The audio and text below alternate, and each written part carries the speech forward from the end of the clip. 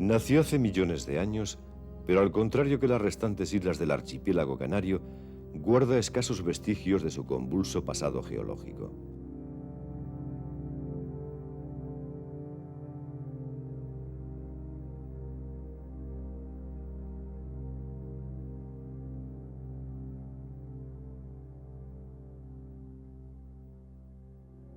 Los malpaíses son una prueba de su vitalidad como hábitat.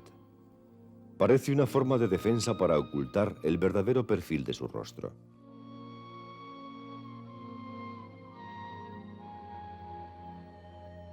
Fuerteventura espera pacientemente a ser descubierta, dispuesta desde el principio de los tiempos a ofrecer sus bondades al viajero que adivine su cuerpo y sus olores, ocultos detrás de un velo de sequedad y desierto.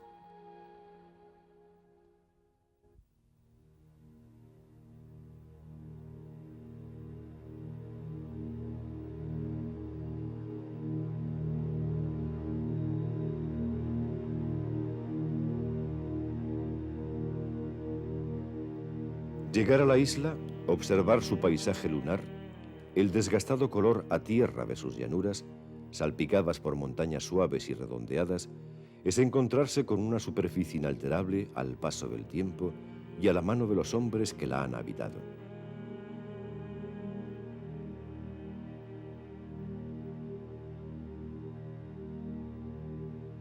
Pero la esencia física de Fuerteventura se alza imperturbable. Es esta una geografía en continua descomposición que empuja arcillas y material de arrastre desde las erosionadas montañas hasta los barrancos que la surcan.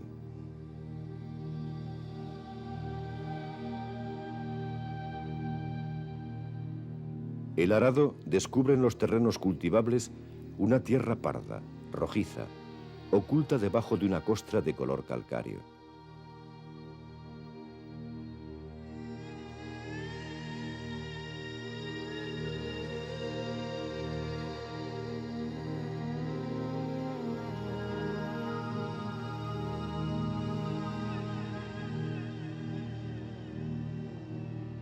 Palmeras, cardos, tuneras y aulagas sirven de invariable decorado a las escenas silenciosas y cansinas de la vida en Fuerteventura.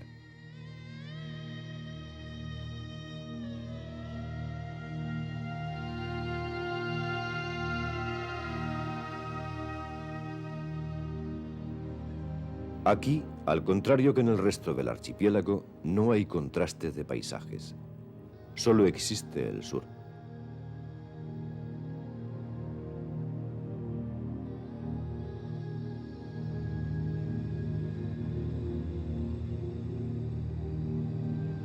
La costa africana se encuentra a solo 100 millas náuticas de la isla. Su cercana presencia se intuye en el color y los olores del paisaje majorero.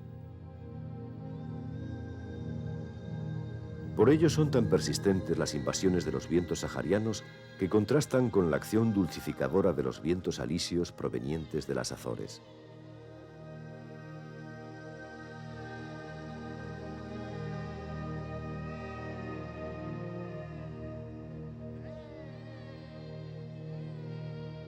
Las nubes dibujan sombras que descubren los tonos más lánguidos de la tierra, pero no encuentran relieves montañosos que las aprisionen.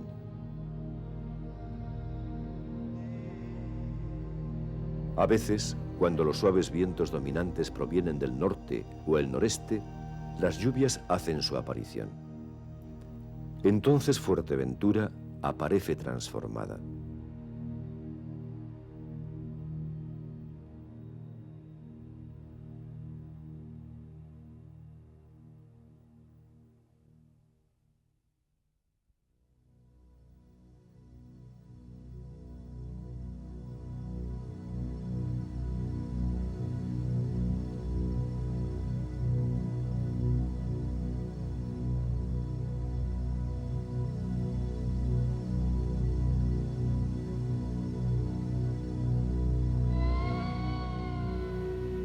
Las impresiones que nos produce la observación del paisaje de las grandes llanuras de Fuerteventura no son muy lejanas a las imágenes aparentemente uniformes del desierto subsahariano.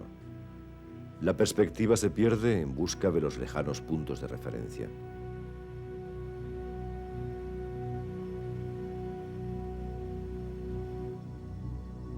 Cuando los conquistadores llegaron a la isla, la población de Fuerteventura era muy escasa.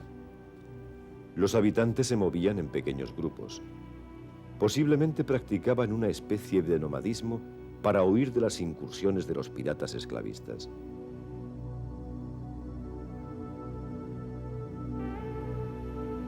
Los aborígenes majoreros se refugiaron en el interior, acampando en las estribaciones montañosas que rodeaban lo que hoy es Pájara, temerosos de encontrarse con la muerte.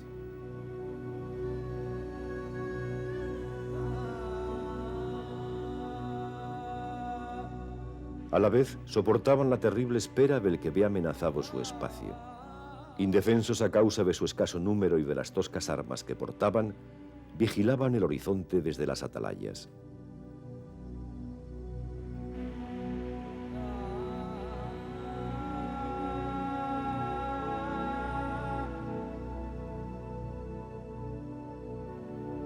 El primitivo habitante vivía en un mundo disperso. Habitaba estacionalmente en las casas hondas antes de la llegada de los mercaderes de esclavos. La isla de los Majos estaría formada por numerosas aldeas de pequeño tamaño. Aún hoy yacen esparcidos por el territorio insular abundantes restos arqueológicos. Entre los campesinos y pastores de la isla se conserva el mito de los antiguos Majos. Según la tradición popular, eran hombres valientes y decididos, de una fuerza casi hercúlea. También los cronistas de Canarias recogen esta impresión. Las excavaciones arqueológicas hechas en la isla revelan que tenían una de las medias de estatura más altas entre los habitantes prehispánicos del archipiélago.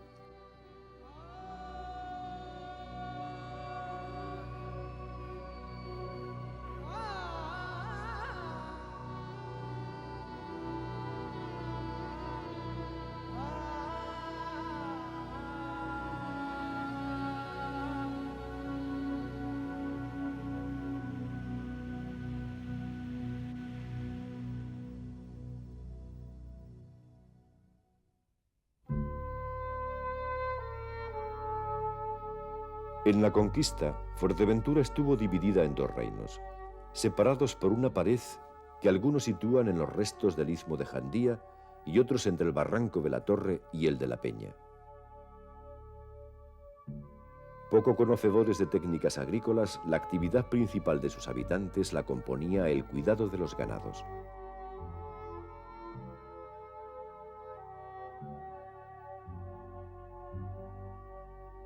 El territorio insular se convirtió, al llegar el final de la Edad Media, en un espacio inseguro del que no se podía escapar. El mar lo constreñía, primaba la supervivencia, y desde esa amenaza nace como una profecía la llegada de los extranjeros.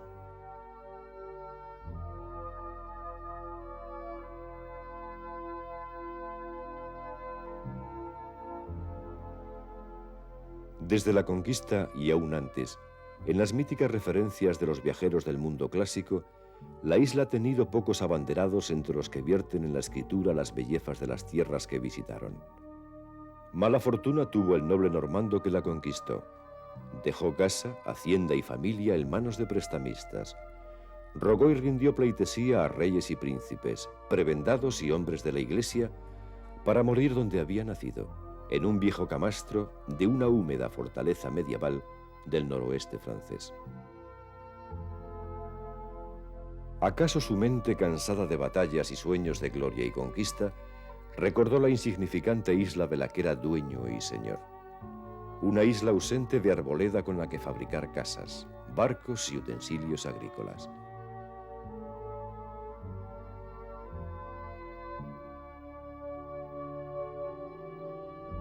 El agua, oculta en su subsuelo como un espejismo, manaba en pequeños riachuelos que corrían en algunos de los barrancos del interior.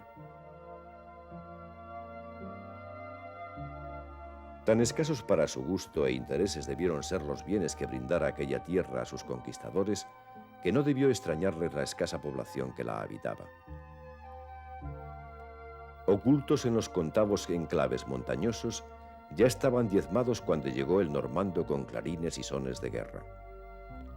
A la imposibilidad de obtener recursos naturales para el mantenimiento de una población numerosa, había que sumar el castigo al que sometían a sus habitantes los piratas de esclavos, ansiosos de alimentar un mercado floreciente en toda Europa.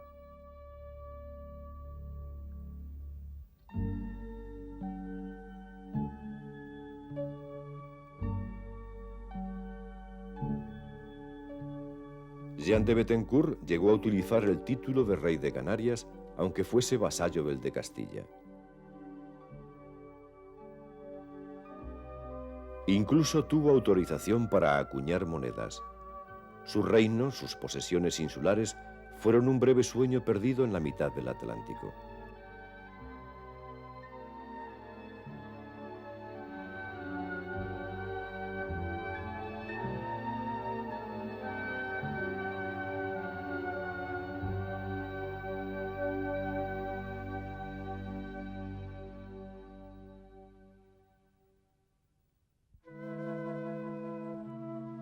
Gracias a la historia y a sus cronistas, sabemos que las claves sobre las que se asienta el pálpito vital de Fuerteventura no han cambiado hasta hace muy pocos años.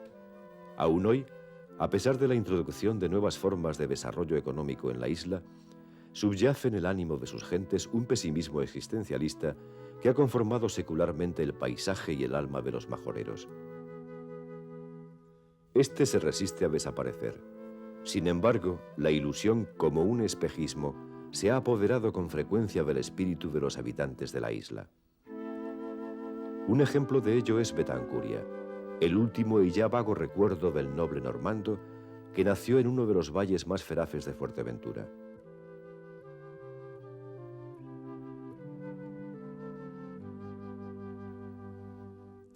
Como perseguida por una maldición, también fue un enclave de poder negado al progreso, al menos tanto como alejada estaba la Villa del Mar, inevitable transmisor de mercancías e ideas, de modas y avances tecnológicos.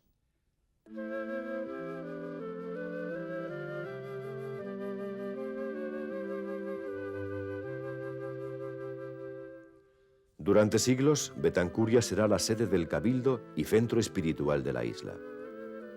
Por ello, su primera arquitectura es ambiciosa y señorial. Allí se levanta la parroquia matriz y hasta allí llegan los primeros franciscanos, que crean para consumo de los creyentes su propio culto mariano, la Virgen de la Peña.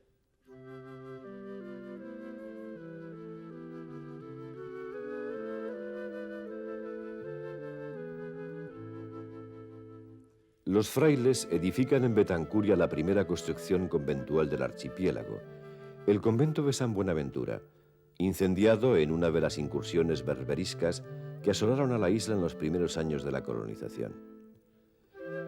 Después se reconstruiría con dineros de los señores de la isla. Pero en el siglo XIX, al desplomarse su techo, empezó a ser saqueado para aprovechar sus nobles maderas, quedando en pie las desnudas paredes y arcos que hoy podemos contemplar.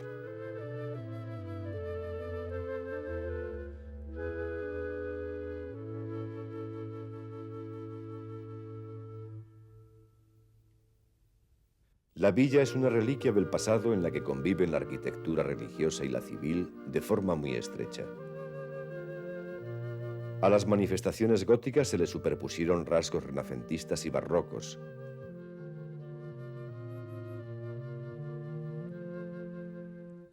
Pequeñas callejuelas cobijan luminosas casas con patios donde se ocultan desde influencias moriscas hasta acentos andaluces. A la sombra de los ampulosos balcones de tea y las vigas talladas, apuntaladas por la nobleza de la piedra, se alzan las viviendas más humildes, con techos de barro y paja.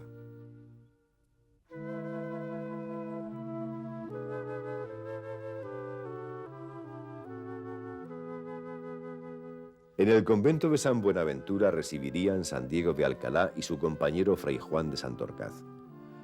Las andanzas y milagros de San Diego, descubridor de la imagen venerada hoy por todos los majoreros, se recitan aún en los ocultos resortes de la memoria colectiva de la isla en coplas y cantares.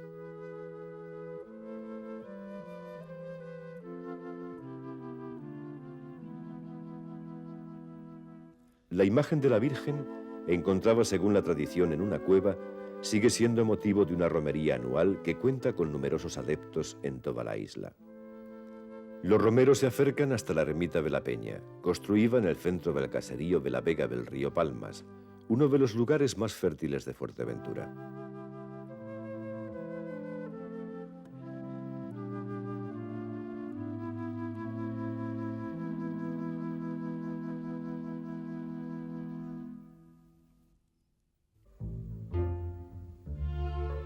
Después de diversas vicisitudes, la Casa de los Saavedra será la destinataria del señorío de Fuerteventura.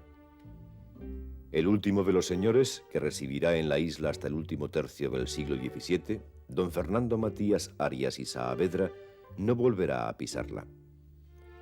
Sus descendientes, desde entonces afincados en Tenerife, solo retornarán a sus tierras con ocasión de celebrarse las inevitables tomas de posesión o por asuntos de carácter económico.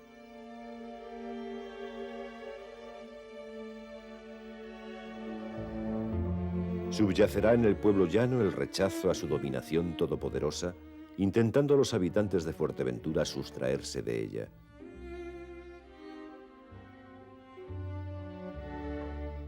Pero el poder, que fomentará la reclusión y enclaustramiento de la isla, lo seguirá detentando una figura a la que el rey confiere mando militar. Los coroneles, hasta bien entrado el pasado siglo, dominarán las riendas del mundo insular, gozando de una omnipotencia feudal puesta al servicio de sus caprichos.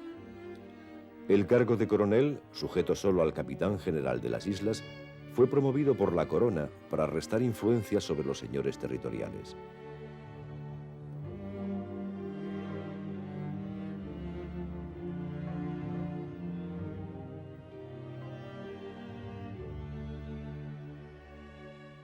Huyendo de las incomodidades de la villa, los coroneles se trasladarán a La Oliva, donde levantarán casa solariega. La casa de los coroneles es un ejemplo singular de casa señorial donde las influencias arquitectónicas coloniales se encuentran muy presentes. Desde lejos, la casa aparece tendida sobre la llanura. Su fachada principal mira hacia el pueblo de La Oliva.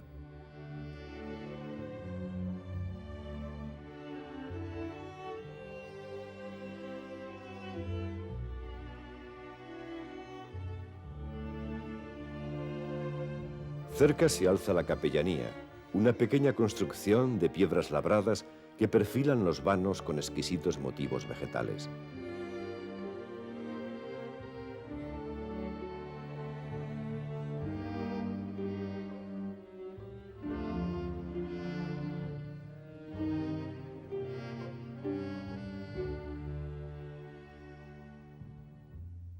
Sus líneas arquitectónicas son fiel reflejo del poder que detentaron los que la habitaron.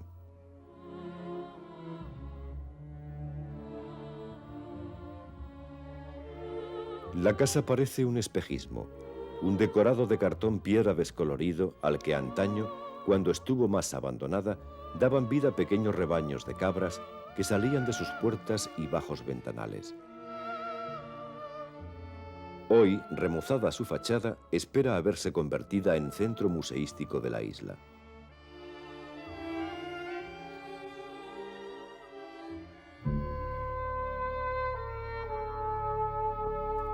Las ermitas de Fuerteventura conforman una ruta mística. En la edificación de las más antiguas influiría probablemente el celo evangelizador de los franciscanos avecindados en la isla, aunque muchas de ellas fueran construidas a lo largo del siglo XVIII, un siglo que registra un fecundo periodo en los órdenes artístico e intelectual en nuestro país.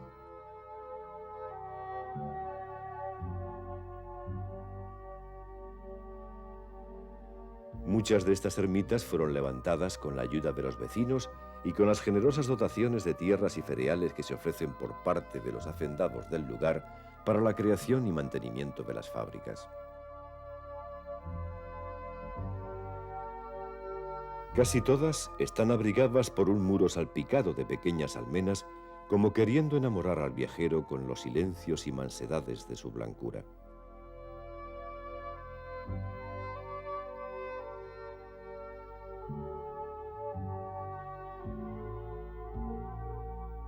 Pero las construcciones religiosas de mayor entidad no son menos interesantes. La iglesia de Pájara se levanta en el centro del pueblo rodeada de frondosos laureles. Fueron plantados en la época de la posguerra, gracias a los trabajos comunales que emprendieron los vecinos, siempre dispuestos a preservar la fama de antiguo vergel que tuvo su pueblo. La iglesia tiene la particularidad de presentar en el frontis motivos decorativos de inspiración azteca: soles, serpientes, leones, palomas. Es evidente una influencia americana que aún hoy no se ha podido desvelar con detalle.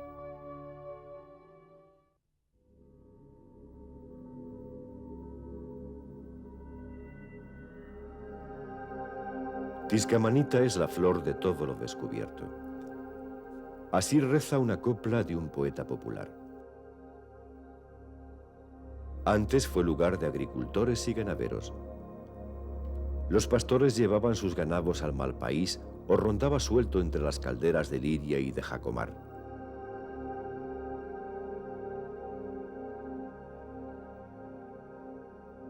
Tiscamanita, como la mayoría de los pueblos de la isla en años de lluvia buena, fue próspera y eran muchos los vecinos que la habitaban.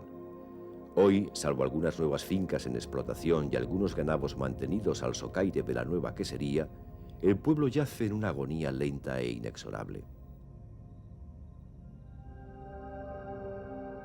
Basta dejar a un lado la carretera general y desviarse hacia una de las calles del interior. Grandes caserones se alzan pregonando la antigua riqueza. Fueron los buenos tiempos de la cochinilla, antes de la aparición de la anilina. Hoy solo quedan las cicatrices de la ruina. El pueblo, así, se convierte en un ejemplo a pequeña escala de la arquitectura de la isla. De las formas de la construcción del pasado llaman la atención dos tipos de casa, reflejo de las diferencias sociales. La casa grande, con balconada y escalera de piedra cubierta por un tejado a dos o más aguas.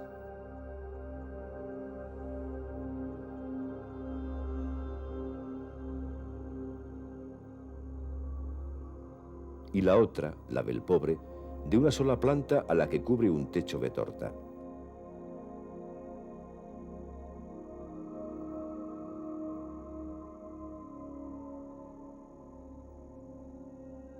El hombre de la isla construyó siempre cerca de donde trabajaba. Por eso los terrenos del interior están salpicados de pequeñas y elementales construcciones hechas de piedras sostenidas por el milagro de la paciencia.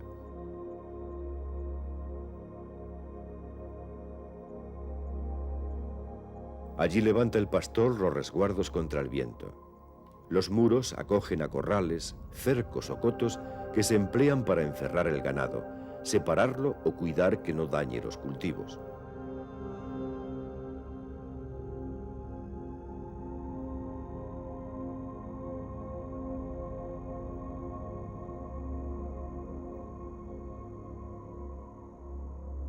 A ojos de los extraños, a Fuerteventura le faltó descubrir un modelo común para sus casas. Sin embargo, el paisaje arquitectónico del pasado, con colores nacidos de la tierra, se resiste a desaparecer. Se alzan todavía con orgullo entre las calles dormidas de los pueblos del interior o en las llanuras inmensas del país.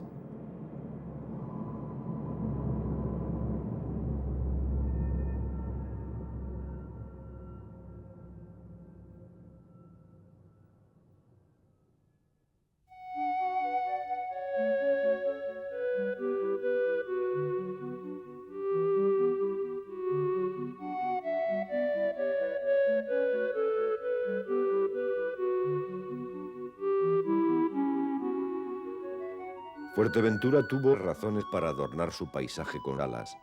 No hace mucho la isla era tierra de granos. El amante de los molinos, de las viejas barquillas de vela de los pescadores majoreros antes de la aparición del diésel, es el alisio.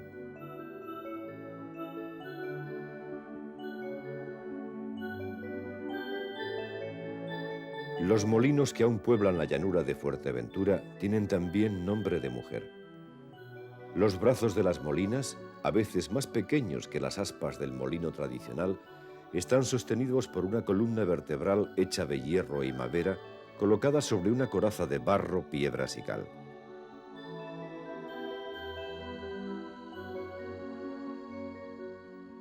Todos miran hacia el norte, en una espera que nunca es muy larga.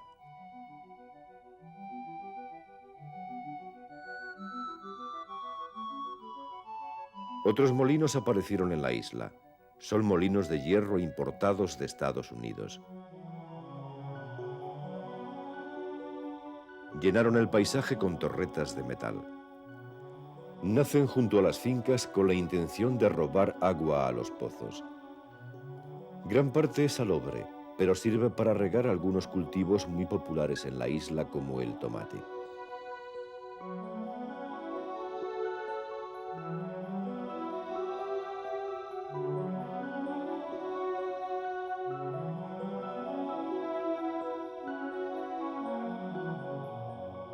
La Vega de la Antigua, que acoge a algunos de los molinos más emblemáticos de Fuerteventura, se extiende por el barranco de la Torre hasta el mar.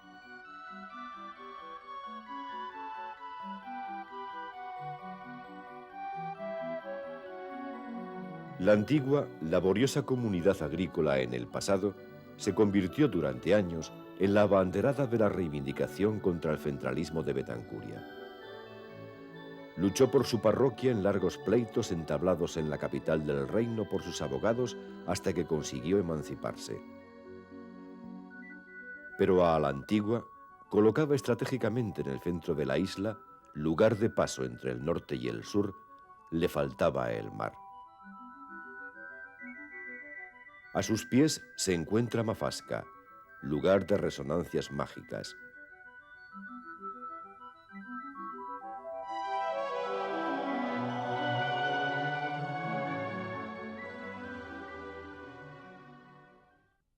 Ahí viene por la montaña la botella con la caña. Antaño todos estos parajes eran tierras de trigo y cebada. El cereal cubría las gavias, las rosas y las suertes. Echando velas al tiempo cayó un marinero al agua. En los años buenos, toda la tierra cultivable era poca para sembrar. La cosecha llegaba antes del verano. Y apareció un caballero por la orilla de la playa.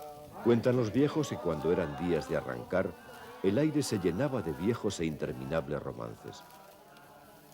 Eran romances de cordel, llegados a la isla de manos de ciegos y titiriteros y aprendidos después por los majoreros con el ansia de los que nunca olvidan el gusto de soñar. Con ellos aprendieron a leer de padres a hijos, aunque no era extraño que los más afamados romanceros de la isla, aquellos que causaban la admiración de todos por su prodigiosa memoria, fuesen analfabetos.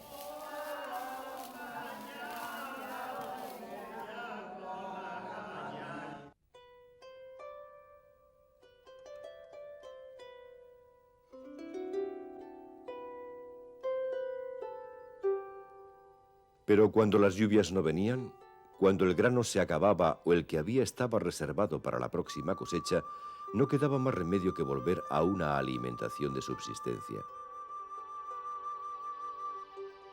Como en el pasado hicieran los aborígenes de la isla, los majoreros iban en busca del cosco, una especie de maná de los pobres.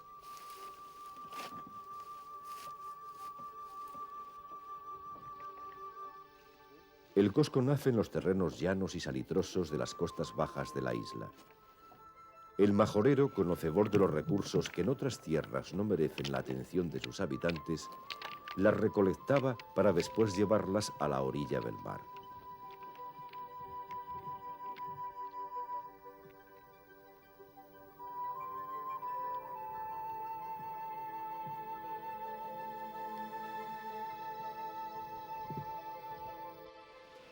Sus semillas quedaban flotando en los pequeños charcos utilizados para la operación.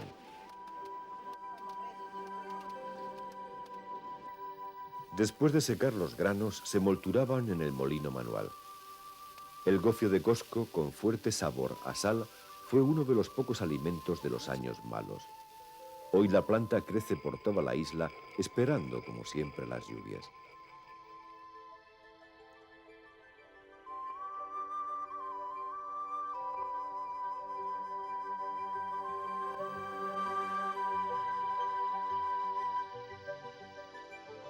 El campesino majorero aprendió a vivir con el hambre a sus espaldas. Por eso sembró las tierras de gavias, brazos de tierra que rodean una extensión de terreno cultivable.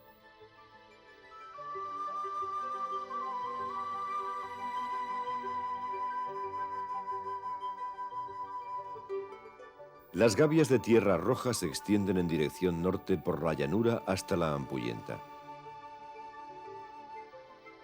Allí, para que su humildad quedara bendecida, nació Fray Andresito, el santo franciscano que anduvo por tierras del Perú.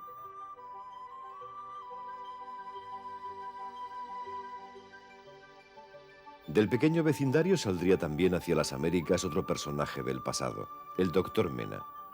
Él fue otro de los que quiso luchar contra el trágico destino histórico de su isla. Su sueño fue la construcción de un hospital que hoy se alza como mudo testigo de las ansias de progreso de su creador, aunque nunca entró en servicio.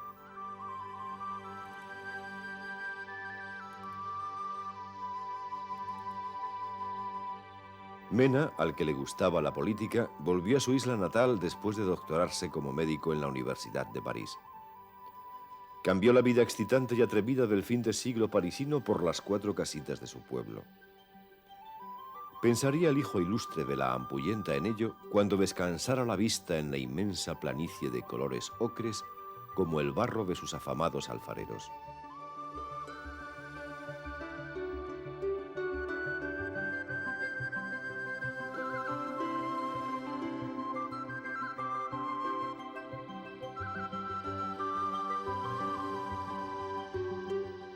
Aún podemos encontrar por los caminos de la isla las expresiones materiales de su antigua vocación agrícola. Es el caso de los pajeros.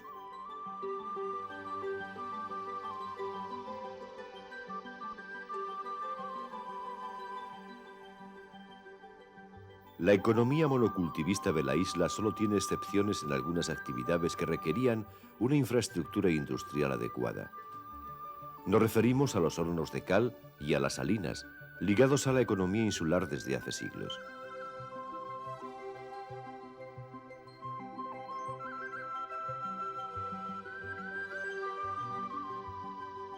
Los restos de los viejos hornos de cal se hallan esparcidos por toda la geografía insular. Algunos superan los 10 metros de altura, predominando los de planta circular sobre los rectangulares y mixtos. Son como pequeñas atalayas fortificadas que se funden con el paisaje gracias al color terroso de sus paredes de piedra.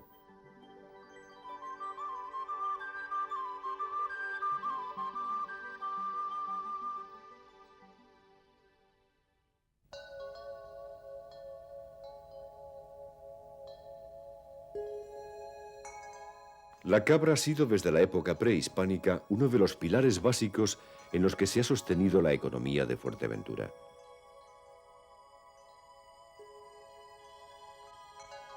Después de unos años de supervivencia, los ganados han tomado otra vez en buen número las pistas de tierra y las veredas de los malpaíses y llanuras. Buena parte de este empuje se debe a los precios que alcanza el queso artesanal majorero en los mercados insulares.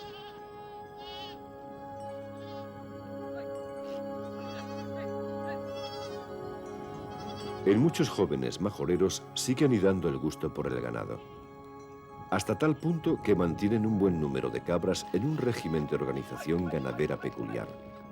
Los patriarcas de la familia, viejos pastores, se ven ayudados a ratos por sus hijos y nietos que trabajan en la construcción o en la hostelería. Así, muchas de las pautas culturales de los hombres de la isla giran todavía en torno al ganado.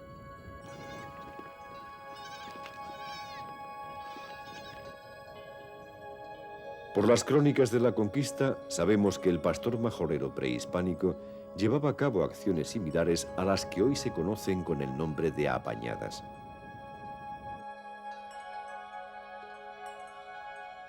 En las apañadas, los pastores terminan encerrando las cabras de costa en las gambuesas, unos corrales en forma de circunferencia levantados muy cerca de las orillas en la desembocadura de los barrancos. Es entonces cuando se realiza la operación de marcar las cabras que viven en estado semisalvaje en los terrenos comunales.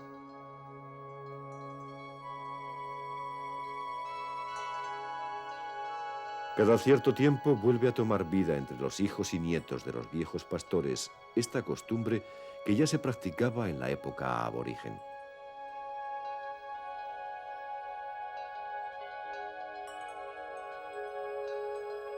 La montaña de Tindaya, un promontorio que se levanta a 400 metros en el llano de Ezquinzo, acoge cerca de su cima un yacimiento de petroglifos singulares.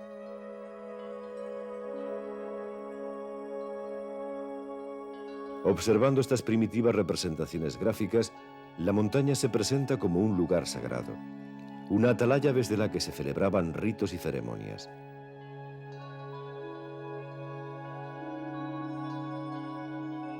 La trascendencia sobrenatural del lugar no varió mucho con el paso de los siglos. Todavía hoy, la montaña de Tindaya es para los majoreros un lugar mágico, relacionado con los bailes y aquelarres de las brujas. La isla, para ocultarse de las miserias que imponía la cruda realidad, ha hecho florecer leyendas y cuentos. En el pasado, dos mujeres aborígenes con poderes de adivinación jugaron un papel determinante en aquella sociedad en vías de extinción. Tibiabín y Tamonante son el sedimento primitivo de las virtudes mágicas que alumbran a la isla y sus habitantes.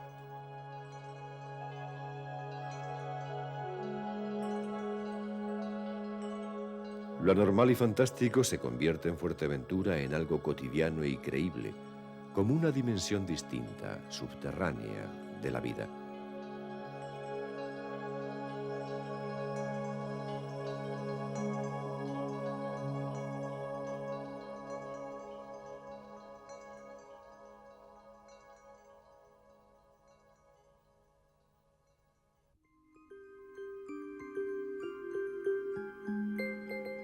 Aunque fueron introducidos en la isla después de la conquista, los camellos son parte de la memoria permanente de la isla. Hoy se dedican al transporte de turistas que los montan con la excitación de quien se acerca a algo exótico, ajeno a su cultura y costumbres.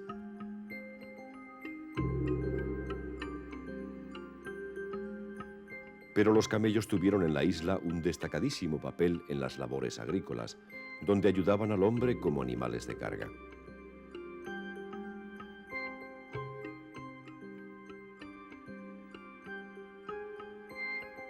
La descarnadura y sobriedad del camello majorero fue mitificada poéticamente por Unamuno, que lo llamó anacoreta resignado. El filósofo vasco supo resaltar la simbiosis entre los camélidos y los desolados páramos de Fuerteventura.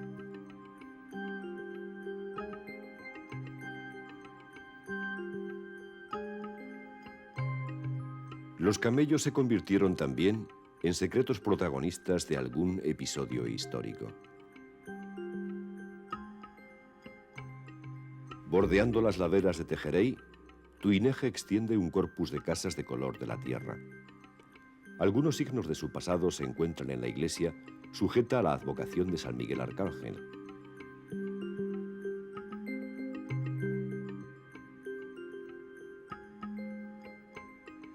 En ella encontramos una original tabla pintada que da fe del suceso más destacado de la épica local. Sucedió en el año 1740, a los pies de la montaña Betamasite.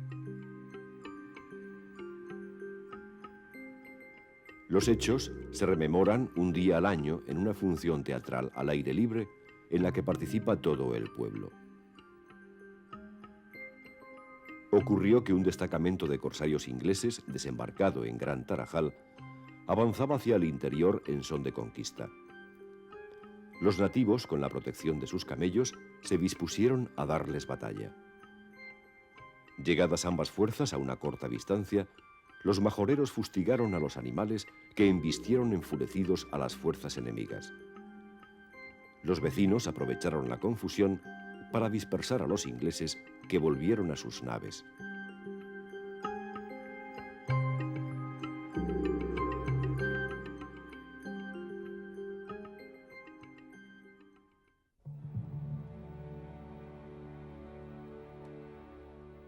Los primeros señores de Fuerteventura conservaban el espíritu guerrero de sus antepasados, curtidos en las leyes de las guerras contra los infieles que emprendieron en territorio peninsular cuando aún había que conquistar los reinos del sur de España.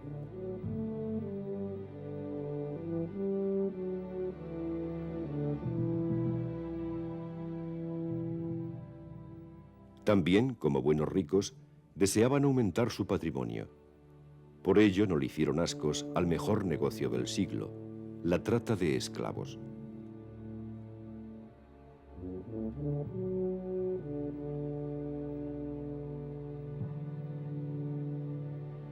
Aunque algunas expediciones se armaron con dirección a costas más lejanas, los coroneles de Fuerteventura tenían cerca el campo de su cabalgada.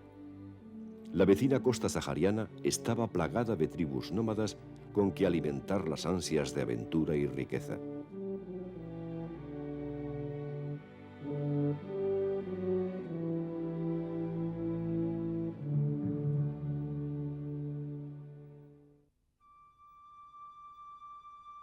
Escaramuzas y pequeñas reyertas, apoyadas en algún momento de la historia por enclaves cristianos en territorio infiel, hacían venir los barcos fletados por el Señor, llenos de mano de obra barata. Hombres y mujeres a los que no les costaría adaptarse a las duras condiciones físicas que imponía la isla. La fusión de los antiguos esclavos con los vecinos de la isla no fue fácil.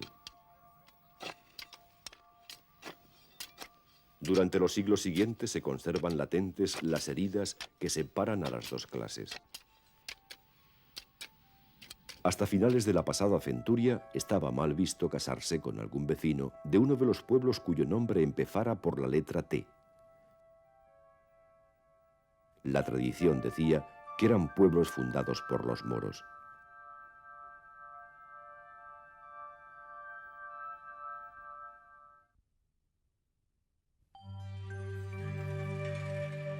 El mar en Fuerteventura ha sido, hasta hace muy pocos años, una frontera. La isla y sus habitantes cultivaron desde siempre una fuerte vocación agrícola y ganadera. Así, el oficio de pescador ocupaba uno de los puestos más bajos de la escala laboral majorera. No es hasta el siglo pasado cuando se consolidan pequeños asentamientos humanos en diversos puntos de la costa, como Corralejo, El Cotillo, Gran Tarajal o Morrojable. Los orígenes de la mayoría de las familias de pescadores majoreros provienen de la cercana isla de Lanzarote, y hasta hace pocos años el índice endogámico de clase era muy alto entre ellos.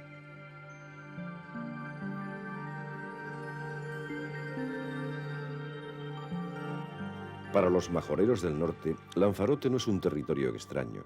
Con frecuencia cruzan la Bocaina, 6 escasas millas marinas, para visitar familiares y conocidos o simplemente a gozar de las fiestas en los pueblos del sur conejero.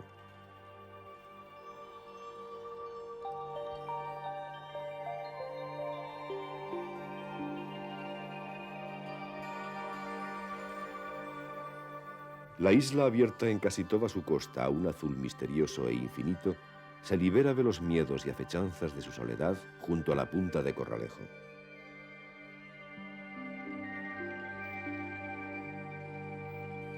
Corralejo ha cambiado.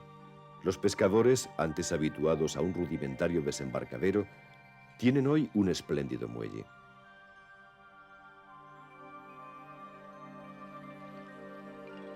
Pero ya son pocos los que van a la mar. Antes, el pueblito, como el resto de los enclaves de pescadores de la isla, lo formaban algunas casas de cal blanca y chozas hundidas en las arenas de la playa. Junto a estas y al sol se encontraban las jareas de pescado, reserva alimenticia y mercancía de intercambio para conseguir gofio, quesos u otro manjar apetecible para la sobria dieta del pescador de bajura.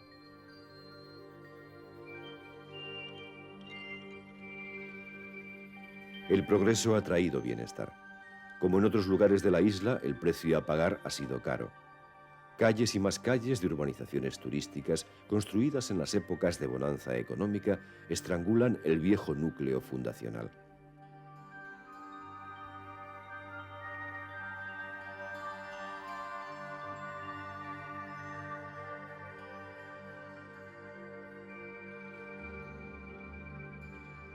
Lobos se mece frente a Corralejo como un paraíso alcanzable a nado. Pequeña isla de 6 kilómetros cuadrados situada en el estrecho de la Bocaina.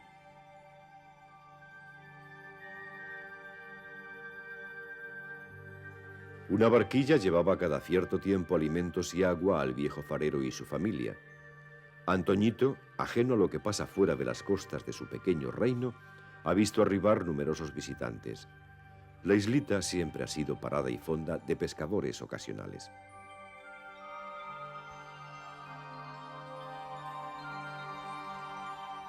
En un pasaje de Le Canarián, el manuscrito que narra la conquista de la isla por Bethencourt, se cuenta la estancia en el islote de Gadifer de la Sal, compañero del noble normando.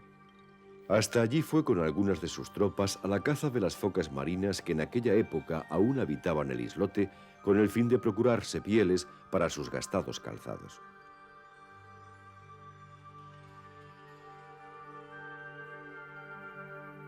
La isla de Lobo sigue siendo un remanso de paz donde no llega la belicosidad de los hombres, aunque Jacques de Soria, el corsario francés, la utilizara como cuartel general en sus fechorías.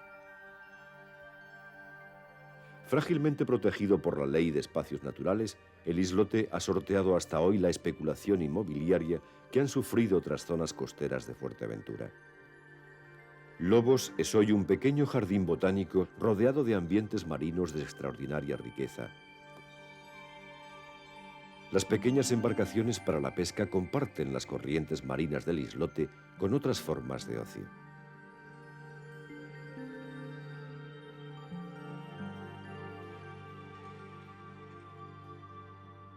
Al pie del macizo de Jandía se encuentran las playas más extensas de Canarias.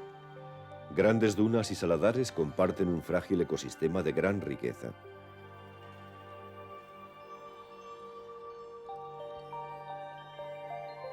Los fondos arenosos resaltan los tonos aturquesados del mar de Sotavento y son un irresistible reclamo para el turista.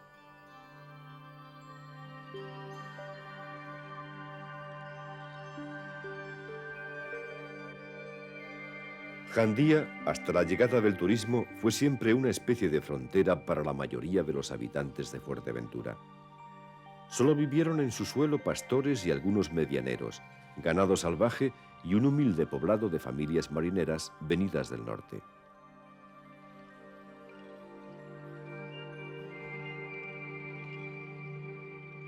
Siguiendo hacia el extremo más occidental de Fuerteventura, nos encontraremos con el último enclave marinero de la isla.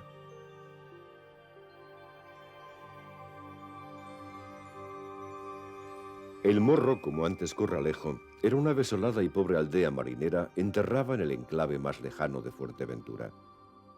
Sus habitantes eran pescadores. Allí la lucha con el mar no tenía tregua. Ni siquiera las viejas chozas y cuarterías eran de su propiedad.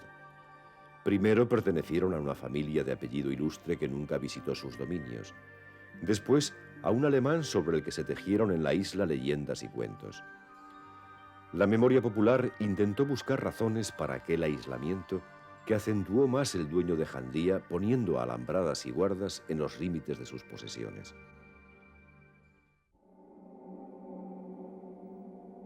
Doblando la punta de Jandía, aún falta 1 hora de camino para llegar a Cofete, la cara oculta del macizo montañoso.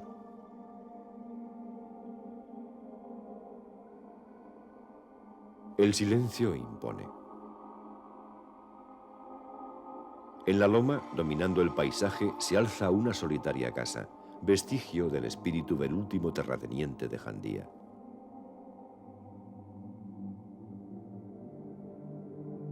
El paisaje, visto desde las alturas de la degollada de Agua Oveja, produce una inquietante sensación que no se diluye aunque nos acerquemos hasta la orilla del mar.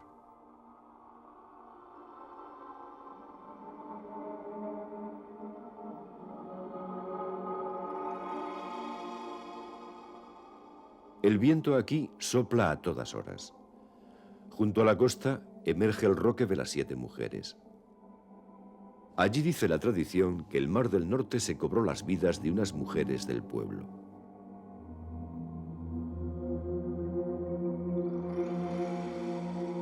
Las mujeres han escrito al menos la mitad de la historia de Fuerteventura. Fueron siempre las silenciosas protagonistas del drama de la vida. Hilanderas, tejedoras, alfareras, santiguadoras, campesinas. De madres a hijas se transmitieron los conocimientos artesanos necesarios en una sociedad carente de recursos y ajena al comercio de las grandes urbes.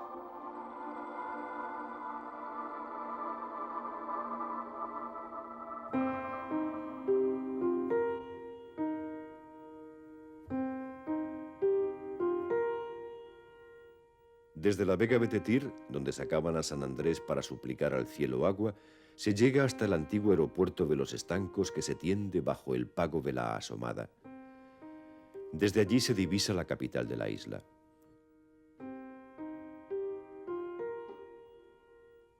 Como todos los enclaves portuarios surgidos en el archipiélago al comienzo de la centuria pasada, Puerto Cabras se alzó al ritmo de las mareas y el trasiego comercial de los barcos que fondeaban en su bahía.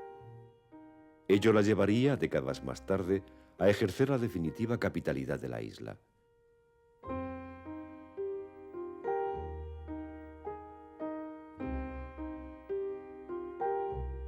El puerto se desarrolló a la sombra de esa espontaneidad que lo había alumbrado, primero como refugio de pastores y ganado que paraban en sus cercanías, después como asentamiento de comerciantes de granos, barrilla, piedra de cal y otros productos para la exportación. El resto lo hizo la bahía, que facilitó la llegada de veleros y barcos de vapor. La ciudad, demasiado joven para tener un rostro arquitectónico atractivo, creció caóticamente alrededor del muelle. Pequeña todavía en los años de la guerra, tuvo ilustres vecinos, confinados a vivir en ella a causa de sus ideas políticas. El más conocido, que con su desgracia ayudó a que el nombre de la isla se proyectara fuera de sus costas, fue Unamuno. Aquel erial rocoso y esquelético del que hablara don Miguel conquistó con sus pobrezas y silencios el alma del intelectual, conmovido por el espíritu escéptico pero intrínsecamente noble de los habitantes de la isla.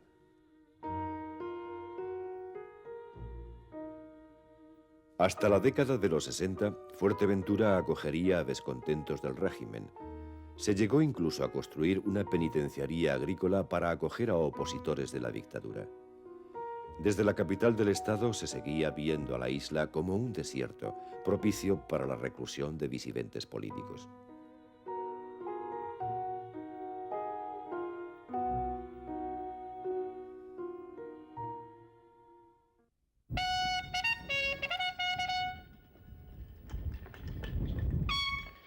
En los años 60, el puerto, a remolque del progreso económico del país, empezó a crecer tímidamente. La descolonización del Sáhara traería hasta sus calles a la Legión. La isla fue ajena siempre en su marginación histórica a tropas y a ambiente militar. Y Puerto Cabras, invadido también urbanísticamente por bares, instalaciones militares y casas baratas para alojar a los recién llegados, pierde en esos momentos la pátina de pueblo costero donde todos se conocían.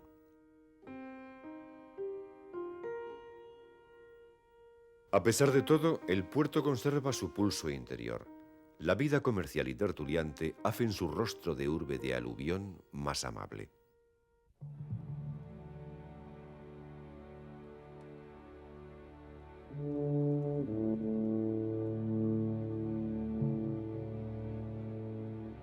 Fuerteventura asiste esperanzada al cambio de siglo.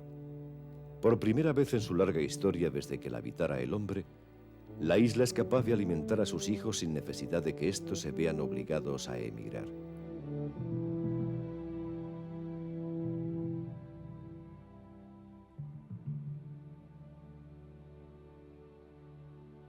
Aunque se haya perdido parte de la tranquila existencia de antaño, la isla conserva intactas sus más queridas virtudes. El futuro se presenta lleno de retos para las generaciones de jóvenes majoreros que se suman a la tarea de preservar el medio natural en el que nacieron y las costumbres que heredaron de sus mayores.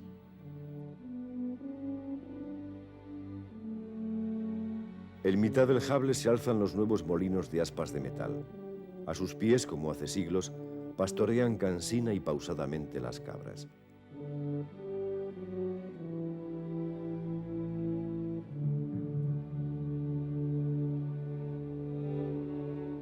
Antes de la bonanza económica, todavía hasta hace muy pocos años, los majoreros emigraban para no volver.